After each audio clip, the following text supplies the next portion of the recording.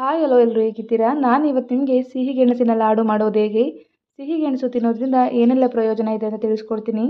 ಪಾತ್ರೆಯಲ್ಲಿ ನೀರು ಬಿಸಿ ಆದ ನಂತರ ತೊಳೆದು ಕಟ್ ಮಾಡಿರೋವಂಥ ಗೆಣಸನ್ನು ಹಾಕ್ಕೊಂಡು 15 ನಿಮಿಷ ಬೇಯೋಕೆ ಬಿಡಬೇಕು. ಈಗ ಗೆಣಸು ಬೆಂದಿರುತ್ತೆ. ಗೆಣಸು ತಣ್ಣಗಾದ ನಂತರ ಬೆಂದಿರುವಂಥ ಗೆಣಸನ್ನು ಕೈಯಿಂದ ಪುಡಿ ಮಾಡ್ಕೊಳ್ಳೋಣ.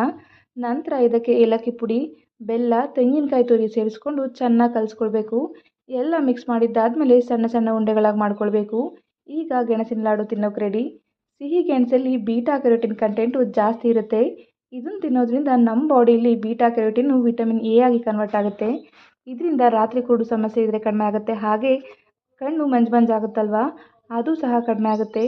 ಇದರಲ್ಲಿ ನಾರಿನಂಶ ಜಾಸ್ತಿ ಇರೋದ್ರಿಂದ ಡೈಜೆಷನ್ ಪ್ರಾಬ್ಲಮ್ ಏನಾದರೂ ಇದ್ದರೆ ಅದು ಸಹ ಕಡಿಮೆ ಆಗುತ್ತೆ. ಸಿಹಿ ಗೆಣಸಲ್ಲಿ ಶುಗರ್ ಲೆವೆಲು ಕಡಿಮೆ ಇರೋದ್ರಿಂದ ಬ್ಲಡ್ ಸರ್ಕ್ಯುಲೇಷನ್ ಆಗುವಾಗ ಶುಗರ್ ಲೆವೆಲ್ ಜಾಸ್ತಿ ಆಗದೆ ಇರೋ ಥರ ನೋಡ್ಕೊಳ್ಳುತ್ತೆ. ಇಂಪಾರ್ಟೆಂಟ್ ಏನಪ್ಪ ಅಂದರೆ ನೇರಳೆ ಕಲರ್ ಇರುವಂಥ ಸಿಹಿ ಗೆಣಸಲ್ಲಿ ಕ್ಯಾನ್ಸರ್ ತಡೆಗಟ್ಟುವಂಥ ಗುಣ ಇದೆಯಂತೆ.